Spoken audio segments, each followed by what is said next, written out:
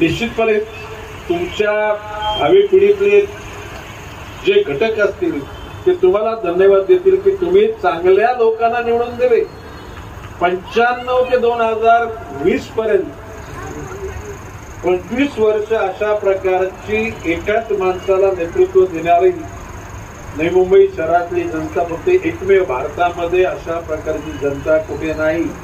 सुजाण जनतेने घेतलेले निर्णय सुजाण जनतेच्या हिताकरता त्या ठिकाणी कामी येतात, त्याची ही प्रचिती. भविष्य काळामध्ये आता हे पाणी आहे, पाणी काय पुरणार नाही. 2034 साली हे पाणी 0 होऊन जाईल. आणि म्हणून भविष्य काळामध्ये रायगड जिल्ह्यातला भिरा प्रकल्प 2000 MLD पाणी, त्याच्यातलं 1000 MLD पाणी आपल्या शहराकरता घेण्याकरता पूर्ण यंत्रणा राबवलेली आहे. राज्य शासनाला सांगू, राज्य शासनाने नाही सांगितलं तर ती महापालिका, नवी मुंबई महापालिका 2000 कोटी रुपये खर्च करून ते पाणी आणि त्याच्यातले 1000 MLD पाणी आपल्या शहराकरता, रायरेला 1000 MLD, त्याच्यातले पनवेलला 500, पेनला 250, नंतर त्या वाटेवरच्या गावांना 250, अशा प्रकारची रचना मीच करून टाकलेली आहे. भविष्यकाळ हा उज्ज्वल आहे आपल्यासाठी. या शहरामध्ये सिडकोन योग्य प्रमाणामध्ये गार्डनचे, मैदानाचे, शाळेचे, हॉस्पिटलचे भूखंड दिले नव्हते. म्हणून गेल्या अधिवेशनामध्ये मी माझी भूमिका मांडली आणि आता अधोरेखित केले गेलेले की थमरूल प्रमाणे एखाद्या नवीन शहराची निर्मिती होताना ज्या प्रमाणामध्ये इन्फ्रास्ट्रक्चर करता भूखंड मिळाला पाहिजे ते भूखंड मिळण्याकरता आपण शासनाला बंधनकारक करून टाकलेलं आहे. लवकरच त्याची प्रचिती येईल. भविष्य काळामध्ये नवी मुंबईतली जनता निर्भयतेनं जगेल. या शहरामध्ये धर्म, जात, पंथ, वर्णाच्या पलीकडे जाऊन माणुसकी धर्माचं जतन केलं जातं, याची प्रचिती सगळ्यांना आलेली आहे. आणि भविष्य काळामध्ये ती प्रचिती येण्याकरता आपण सगळे जनसामान्यांच्या सुखदुःखाशी सहभागी राहणार आहोत. खरं म्हणजे आज रक्षाबंधनाच्या पूर्वसंध्येला इतक्या हजारोच्या संख्येनं आपण आलात. खरं म्हणजे आपल्या सर्वांच्या उपस्थितीनं एक प्रकारे नवी मुंबईच्या नेतृत्वाला, जे जनतेला ललाम ठरलेल्या अशा नेतृत्वाला शक्ती मिळणार आहे. भविष्य काळामध्ये तुमच्या सहभाग्याला अधिक त्या ठिकाणी बलकटी येण्याकरता भाऊ म्हणजे कोण, कुंका मागील मेन, जसा कुंकू आबाधित राहण्याकरता तिथे कपाली मेन लावला जातो तर त्याच्यावर कुंकू लावला जातो, तशा प्रकारचे आम्ही तुमचे बंधू, तुमच्या कुंकवाच्या पाठीमागचा मेन बनण्याची आमची सगळ्यांची इच्छा आहे. तुमचं कुंकू आबाधित राहावं, तुमचे मुलंबाळ संस्कारित व्हावीत, त्यांच्या उत्तरोत्तर प्रगतीचा आलेख वाढता राहावा, अशा करता सगळेजण आपण प्रयत्नशील राहणार आहोत. आज या ठिकाणी इतक्या मोठ्या संख्येने आल्याबद्दल सगळ्या पदाधिकाऱ्यांनी आपली आपली जबाबदारी ओळखून अतिशय, मला वाटतं की 2 का 1 दिवसाची फक्त नोटीस दिली होती. त्या 1 दिवसाच्या नोटीस नंतर इथे तर खुर्च्या भरल्या, आता बाजूला पण भगिनी उभ्या आहेत आणि काही भगिनी गेटच्या बाहेर उभ्या आहेत. खरं म्हणजे शक्य असेल तर सगळ्यांची बसण्याची व्यवस्था करा. भगिनींना आजच्या दिवस म्हणजे पूर्वसंध्येला तरी उभं राहण्याची वेळ येणार नाही असं दक्षता आपण घेतली पाहिजे. मी तुम्हाला पुन्हा शुभेच्छा देतो. भविष्यकाळ तुमच्यासाठी आहे, तुमच्याकरता आम्ही कायमस्वरूपी त्या ठिकाणी ताकदीने उभे राहू असा विश्वास देतो. जय हिंद, जय महाराष्ट्र. महामार्गाची योजना ही देवेंद्र फडणवीसांची.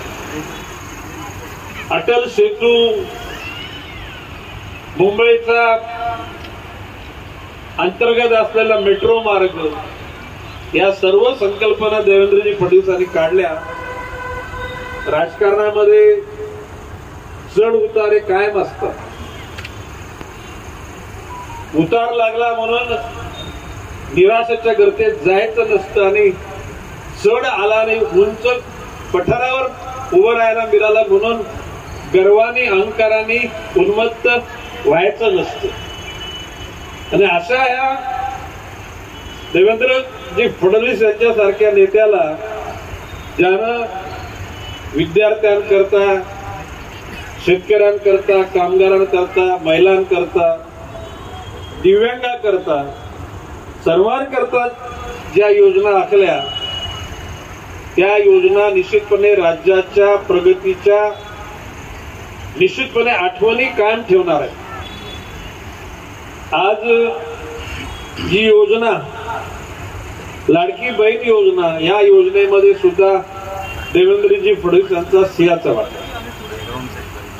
काही लोकांना वाटत होतं की ते पैसे खरोखर पोहोचतील का न पोहोचतील, परंतु आज जवळजवळ 90% भगिनींच्या अकाउंटला 3,000 रुपये पोहोचले आणि 10% राहिले त्यांचे सुद्धा काही टेक्निकल इंटरनेटचे वगैरे प्रॉब्लेम आहेत म्हणून त्या राहिलेले आहेत. मला वाटतं उद्याला राखी बांधण्याच्या अगोदर सगळ्यांच्या अकाउंटवर पैसे पोहोचलेले आहेत. आणि हे पैसे काय 2 महिन्याचे नाहीत, आता नॉनस्टॉप राहतील. हे जोपर्यंत सूर्य उगवायचा बंद होत नाही तोपर्यंत हे दर महिन्याला 1,500 रुपये तुमच्या अकाउंटला जमा होत राहतील. खरं म्हणजे बोले तैसा चाले त्याची वंदावी पावले असं साधू संतांनी म्हटलेलं. ज्यावेळेस नोव्हेंबरच्या जनतेनं माझ्यासारख्या शेतकरी कुटुंबातील तरुणाकडे 95 साली नेतृत्व दिलं. पहिले महापौर संजू नाईक झाले आणि शेवटचे महापौर आपले जयवंत सुतार झाले. या 25 वर्षाच्या कालखंडामध्ये ज्या वेळेस नवी मुंबई महापालिकेचा बजेटची रक्कम 50 कोटी रुपये होती, त्यावेळेला आपल्या भगिनींना पाण्याकरता रात्रंदिवस जागायला नको म्हणून 500 कोटीचं आपण बोरबे धरण घेतलं ना. पाणी येते का नाही. आणि त्यावेळेला 50 रुपयामध्ये फक्त महिन्याला 50 रुपये आणि 2000 साली मी म्हटलं होतं की पाणीपट्टी वाढणार नाही, वाढली का. आणि आज सांगतो आणखी 20 वर्ष सुद्धा पाणीपट्टी वाढू देणार नाही. पुढची 20 वर्ष घरपट्टी सुद्धा वाढू देणार नाही. वाढली का नाही. आता तर 500 स्क्वेअर फुटाच्या घरांकरता आपण महासभेमध्ये ठराव केला होता. 5 दिवसापूर्वी मुख्यमंत्र्यांकडे बैठक झाली. त्या बैठकीमध्ये ते 500 स्क्वेअर फुटाच्या घराचं घरपट्टी माफ करून टाकण्यात आलेली. आणि म्हणून ते महाराष्ट्राच्या राजकारणामध्ये राजकर्ते म्हणून काम करून सगळ्यांना आधार देणाऱ्या सगळ्यांकरता आपण कृतज्ञता व्यक्त केली पाहिजे. नवी मुंबई महापालिकेची परिवहन सेवा देशामध्ये एकमेव परिवहन सेवा आहे की ज्या परिवहन सेवेमध्ये सिनियर सिटीजन म्हणजे 60 वर्ष झाली पूर्ण केलं त्याला फुकटचा प्रवास करायला मिळतो. तुमच्यापैकी कोणी प्रवास करतो का फुकटचा. तुम्ही सगळ्यात तरुण आहात त्याच्यामुळे 60 वर्ष झालेली नाही त्याच्यामुळे तो प्रश्न येत नाही. परंतु तुमच्या घरच्या सासरे निश्चितपणे प्रवास करत असतील. अशा परिस्थितीमध्ये नवी मुंबईतल्या मूलगावच्या गरजेपोटी बांधलेल्या घरांच्या परिसरात किंवा LIG मध्ये ज्याने अधिक गरजेपोटी बांधकामं केली. झोपडपट्टी परिसरामध्ये सुरुवातीला ग्राउंडवरची नंतर ग्राउंड+1 झालं, ग्राउंड+3 झालं. आमची मागणी आहे की त्या जागीच मालकी हक्कानं आजवर ज्यांच्याकडे रेशन कार्ड आहे त्या सगळ्यांना फुकट घरं देण्याची योजना सरकारने राबवावी.